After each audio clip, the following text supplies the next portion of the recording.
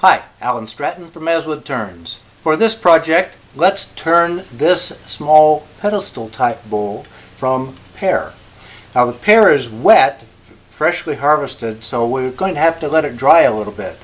Now I've made bowls like this in the past where the intent is to have a thin side and then let it warp somewhat. And I think I've got some fairly decent warpage on this one for the size of it.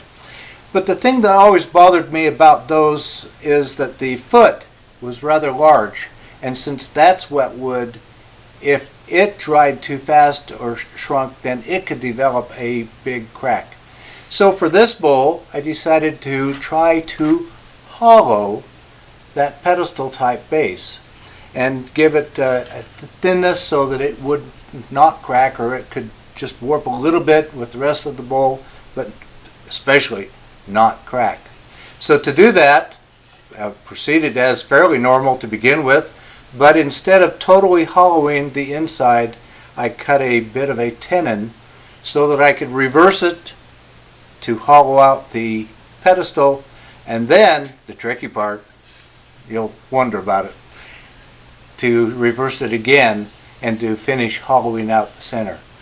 So let's turn this nice warped bowl out of pear. This wood is a chunk of ornamental pear, recently harvested. It is not large, but will do for a small bowl. Due to its size, I want to preserve as much of the diameter as possible. I also want to drill a hole through the soft outer bark to receive the life center. The hole will keep it from shifting with the soft bark under pressure. I have a piece of clear plastic with a hole in the center and concentric circles cut into the surface. Now with the wood on the drill press, I'm estimating where a good center will be. After drilling, I'll rough cut off the corners on the bandsaw. Now with the wood pressed against a wood faceplate with the life center, I can start roughing the exterior with my large bowl gouge.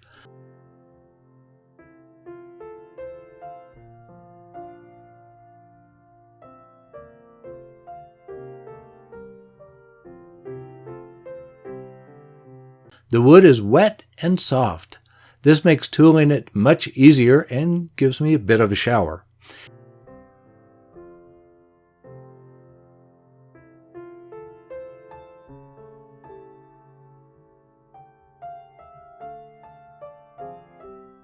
I cut back the top surface just a bit to be sure of the lip.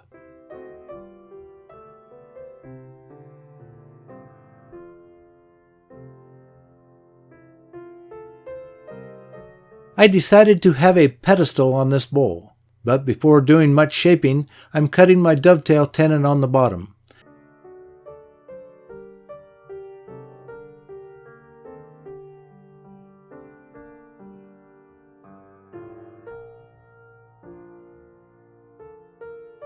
Then on to shaping the outside. This is bowl gouge territory. With the pedestal, this will be a shallow bowl.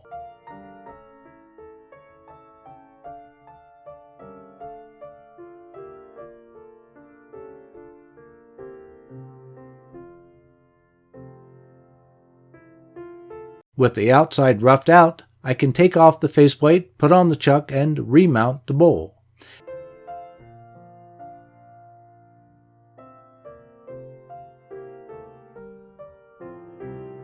This is not a deep bowl, but I want a thin wall. However, with experience with the pear, I'm not confident that pear is strong enough for an extremely thin wall, so I'll leave it over 1/4 inch thick, then let it dry and warp.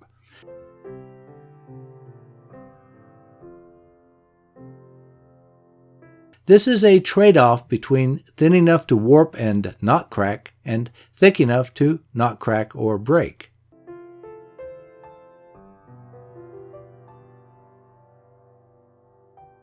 In previous attempts at this style of bowl, the pedestal has been the weak point. It is thick enough to risk cracking as it dries. So I'm trying something a little different. I've left a tenon on the interior side of the wood. Now I want to reverse the bowl again and hollow the foot. With it hollowed, it should not crack when drying.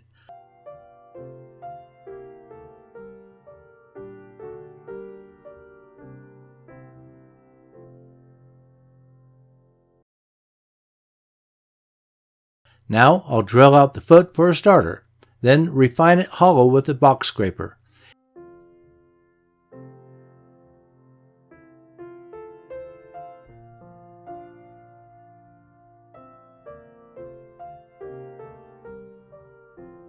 As I work the pedestal, I find that I hollowed it a bit too much.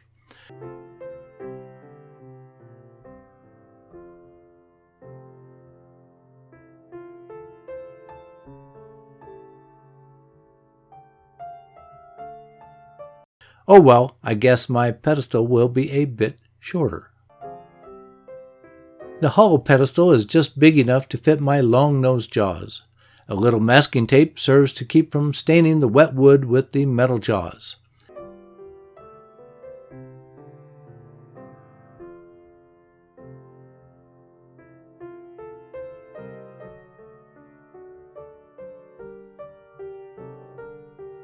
A few strokes with my large bowl gouge removes the interior tenon.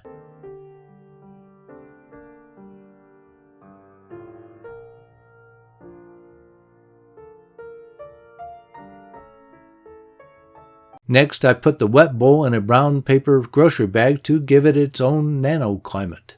It's been a month. At this thickness, this is dry and has some nice warping, but no cracks. Even the pedestal is intact. Since I did not want to sand the bowl wet, I need to sand it now. When I sand too wet, I just get clogged sandpaper. When dry, the wood is harder, but actually easier to sand.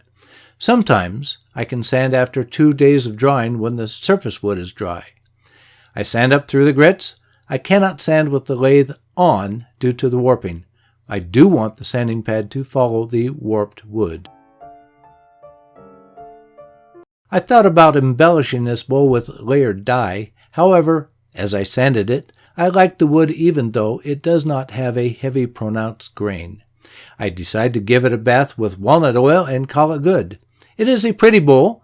Despite the false starts on the pedestal, I like the relationship between the pedestal and the shallow bowl. The warped wood tells a real-life story of what happens to wood. It's a keeper.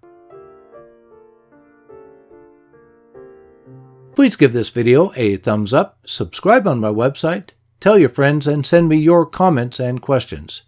Every week I make a new wood turning video, but please wear your full face shield anytime the lathe is running. Until next week's video, this is Alan Stratton from As Wood Turns.